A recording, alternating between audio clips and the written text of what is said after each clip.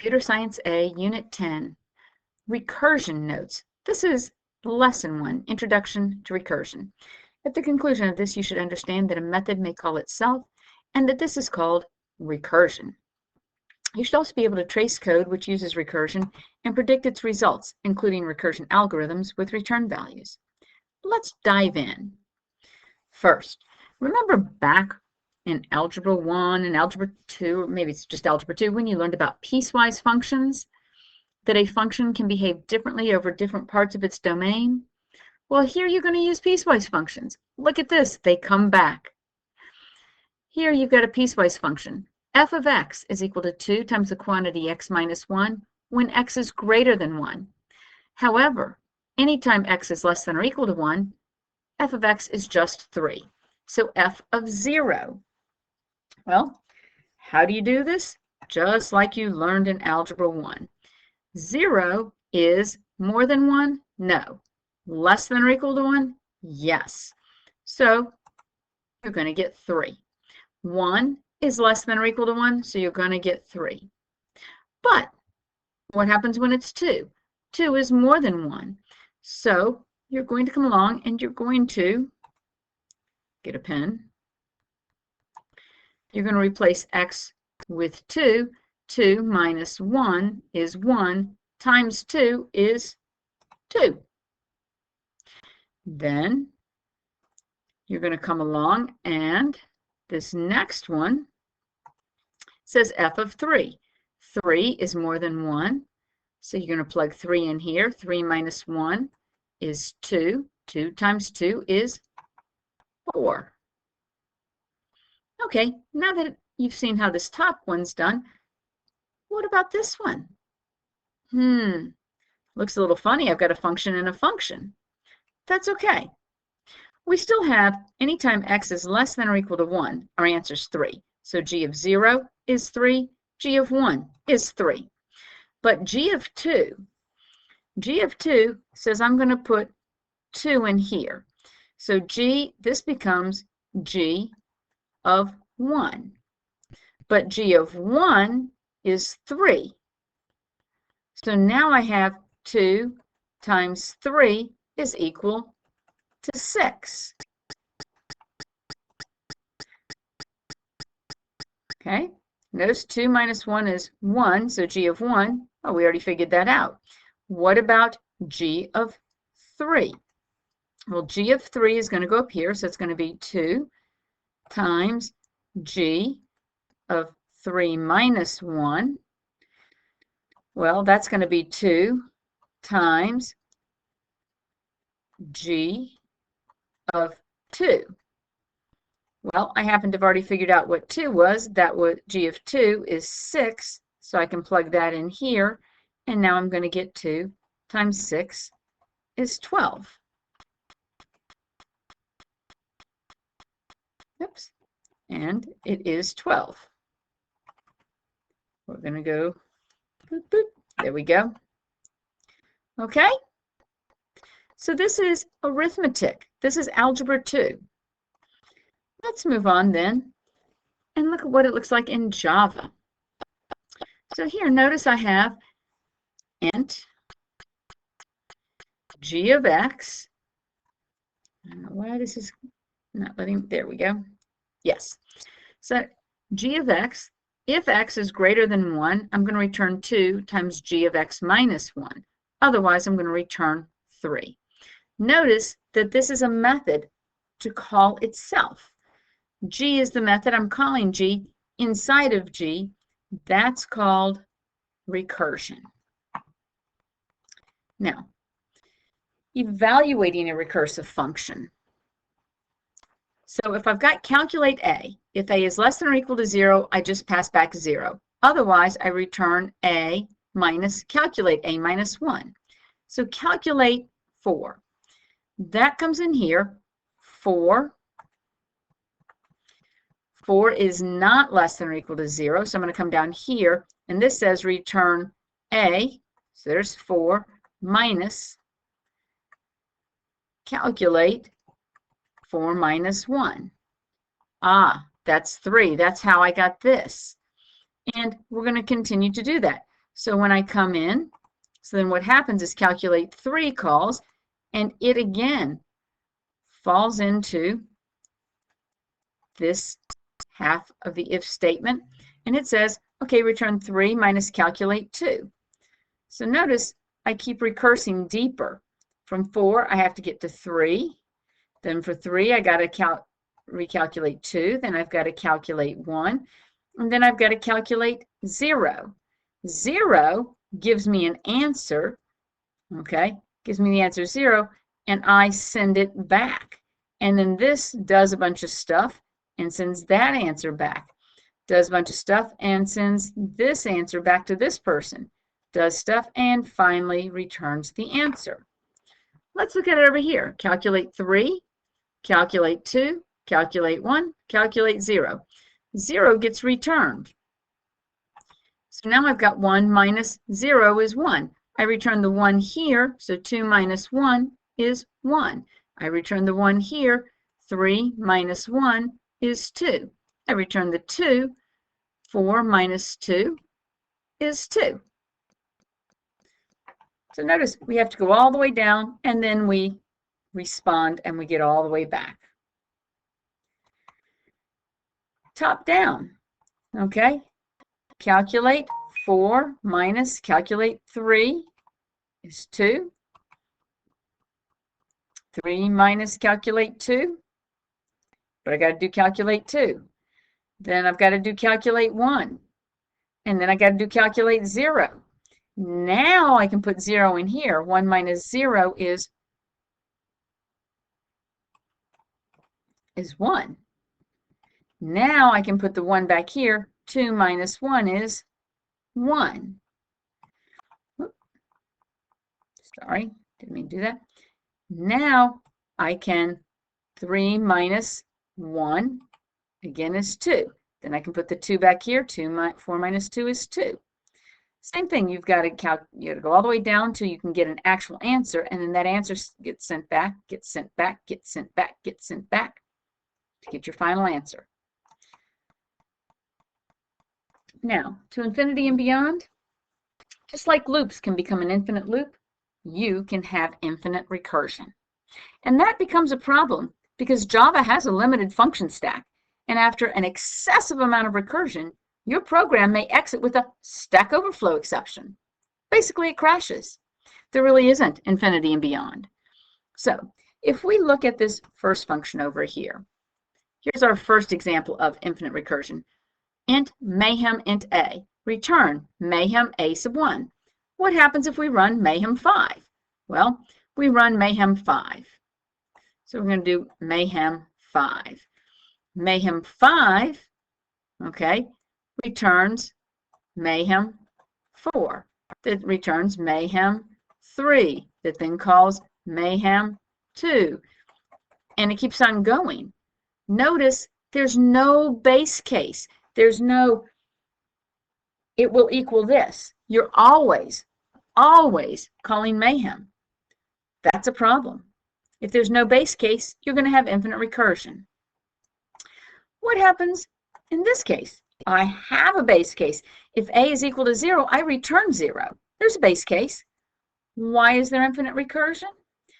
Because if I run mayhem 2 with -1, okay, mayhem 2, and I pass in -1, it's not equal to 0, so I'm going to return 2 plus mayhem 2, and I'm going to take the -1 and subtract 1, so I'm going to call -2. And it's going to come back up. It's not equal to 0. Notice that any time, okay, if a starts, okay, less than 0, okay, if a is less than 0, then you're going to have infinite recursion because you're only ever going to execute this part of the list. You won't reach your base case. So this is a situation where the base case is not reachable, and it too will cause infinite recursion and a Stack Overflow exception.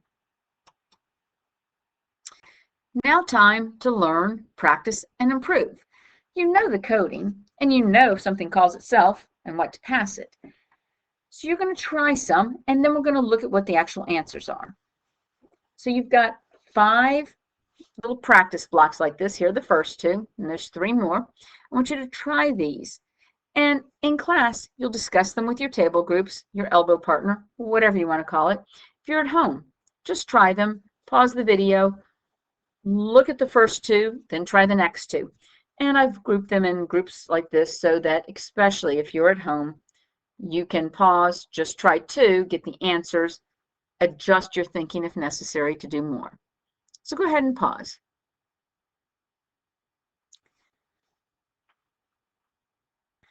Okay, you're back. So this first one, if n is equal to 0, you return 0, otherwise n, and then you subtract 1, which means if a is 0, you just get 0. Fantastic. You should also notice that this is like our example, where if we pass in a negative, you're going to get infinite recursion. But now what happens with 1? Well, 1 gets passed in, and then it returns 1 plus 0. Now when I go to 2, notice it passes back, it returns 2 plus a sub 1. Well, I already figured out that a sub 1 is 1, so I know it's 3. So notice when I go bottom up, I can simply pull the information I need as soon as I have, as soon as I have this here, 2 plus a sub 1, I know a sub 1 is 1, 2 plus 1 is 3. I know a sub 2 is 3, so 3 plus 3 is 6.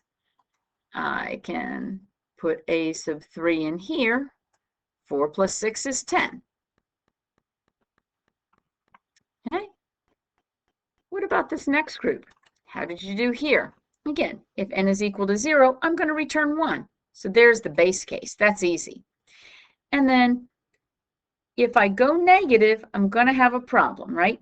Because I'm going to go here. But what if it's 1? Well, then I'm going to return 1 times b of n minus 1. And I'm going to get 1. 2 is going to be 2. 3 is going to be 6. You should notice that this is going to be factorial. 4 times 6 is 24, and 5 times 24 is 120. This is the code for n factorial. Pretty cool, huh? Try this next one, these next 2. Now in this first case up here, you're being passed 2 values, a and b. If b is not 0, then you're going to return a plus c of a and b minus 1. So b is going to keep going down. Otherwise, you just return a. So here, b is 0. So now we're going to return a.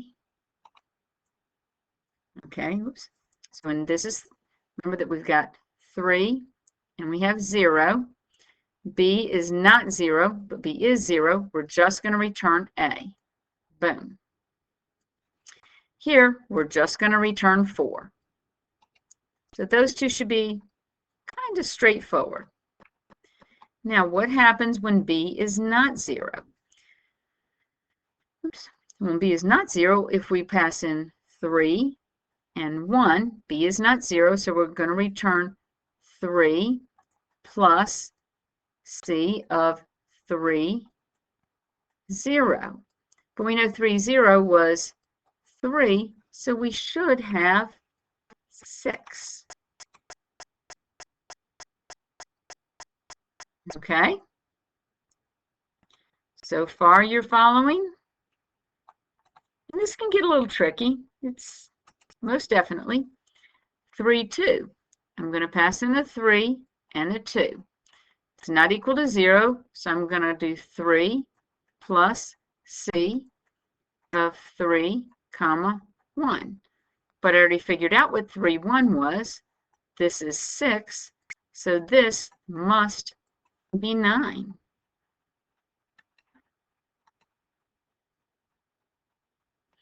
3, 3. Oh, here's a tricky one. 4, 2. Going to change it up. Well, let's see how that changes this whole thing. Oops. We're going to have to run through a couple because we didn't figure out everything yet. So here, if I pass in 4, 2, 2 is not 0, so I'm going to return 4 plus C, 4, comma 1. Well, here I'm going to return 4 plus C, 4, comma 0. 4, comma 0 is going to return 4. 4 plus 4 is 8. That gets returned here. 4 plus 8, you guessed it, is 12. All right? It does take some patience. It does take some patience, and it's not the kind of thing you can just look at and know.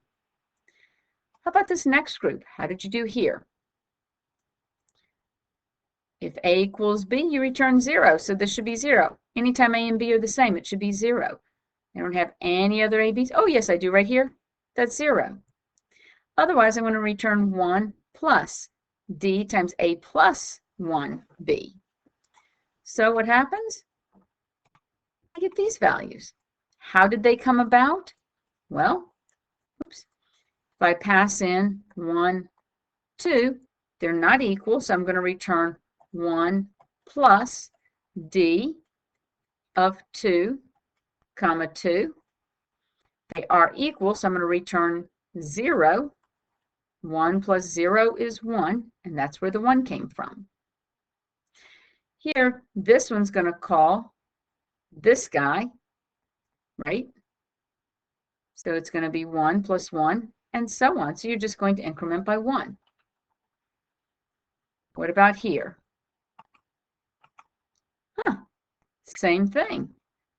But notice we started with 2, 2, 2, 3, 2, 4, 2, 5. Yeah, that's all you have to do. Follow it through. In order to not make the video super long, I'm not going to walk through each one. But if you have trouble walking through it, please bring it in. Let me know, and I'll be happy to step through it step by step. For this one, you're going to take in the first value, the second value. If B is 0, you're going to return A. So if B is 0, you're returning A. That's easy. That should be 12. Boom. But now when it's not, what do you have to do? Well, in this case, we pass in 12 and we pass in 2. B is not 0.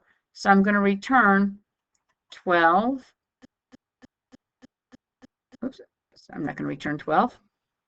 Let's see if I can. I'm going to return a call that's going to call E. I'm still going to pass it B. Be careful, I'm going to pass it B. So I'm going to pass it 2, comma, A, 12, mod 2. So when I divide 12 by 2, I get a remainder of 0. So this evaluates to 0. If B is 0, I return A, which is 2.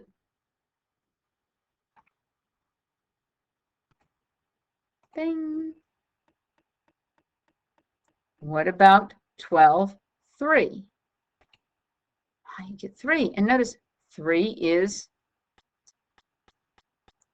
or 12 is divisible by 3. What about 12, 5? Do you think it's going to return 2? Ooh, returns 1. 2 would have been a good guess. But again, it was a guess. And just because 12 mod 5. So let's go through this one and see why. See if I can get my pen here to work. So we pass in 12 and we pass in 5. If B is 0, we return A. It's not. Otherwise, we make a call to E, 5, A mod, okay, so 12 mod 5. 12 mod 5, this is 2. Is B 0? No. So what am I going to do? I'm going to call E, and I'm going to pass it 2, and then I'm going to pass it 5 mod 2. 5 mod 2 is 1. 1 is not 0, so I'm going to return E, 1, and then I've got 2 mod 1 is 0. So B is 0, and I'm going to return 1, which returns 1 to here, returns 1 to here, and returns 1 all the way back up. It can be a little confusing. You've got to be willing to use some paper and just step through it slowly. Okay, let's take a look here. Print recursion. So what do you think happens when countdown is called? Well, countdown 0, we're going to output n, which is 0.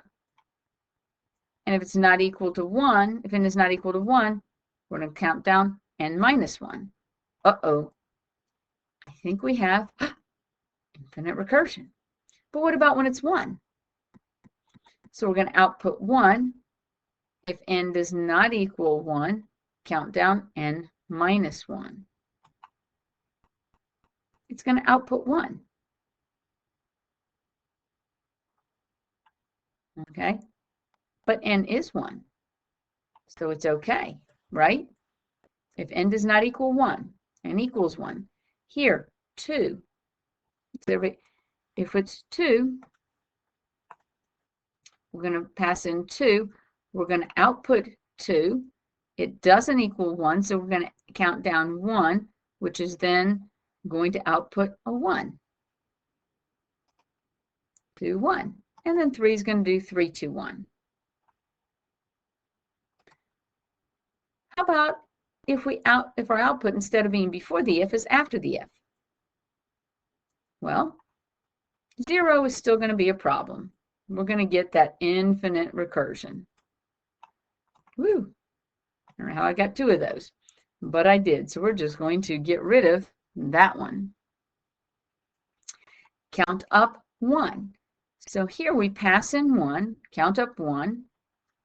If n does not equal 1, we count, but it does, we just output 1.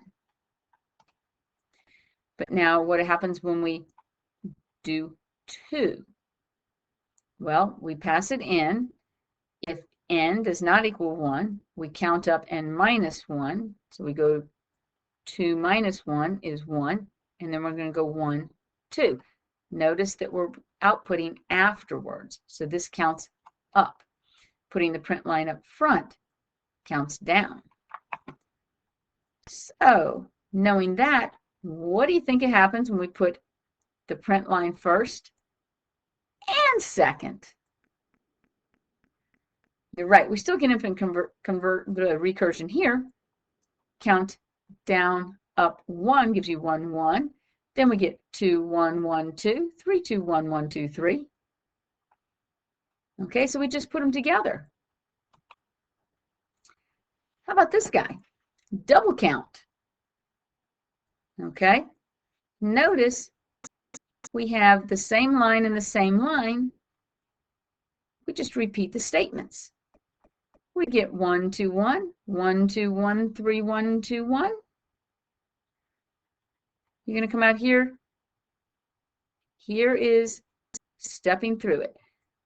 Double count 2 calls double count 1, prints 1, prints 2. Double count 1, prints 1. Double count 3 calls double count 2, which prints 1, 2, 1. Then it prints 3. Then double count 2 again, prints 1, 2, 3. Ooh, tricky, huh? Try these number manipulations. Pause the video, work through them, see if you can get the right answer. You're back. And here, I put out exactly what happens. Print 5 plus OP624. OP624 prints 4 plus OP62. OP62 prints 2 plus OP6. OP6 prints 6 plus OP0. So you get 5, 4, 2, 6. What about the next one? Did you get 17? Were you successful? Okay, pause the video, walk through it, make sure you understand what's getting called when, where, and why. Can you handle a bit of string work? Try this string manipulation. Pause the video.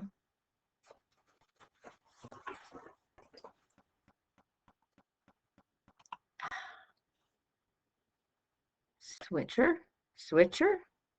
And this S stands for switcher. Remember, word.substring 01 is pulling the first letter off of word. Okay. Now try this one. This is the last one. Pause the video and see if you get the right answer.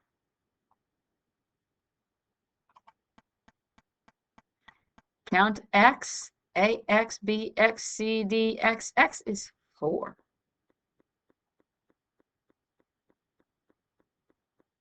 It's just going through, and every time it gets an X, it adds 1. If front that equals X, we return 1 plus count, and we look at the rest of the string. I think you've got it. It does take a little bit of work. Do know that these are probably some of the harder ones on the AP exam because it takes a little bit of thought process to go through and then recurse back. But they're not going to have you go too terribly deep. Okay? And it helps once you realize what's going on, you can then sort of jump ahead. Okay? That ends Unit 10, Lesson 1.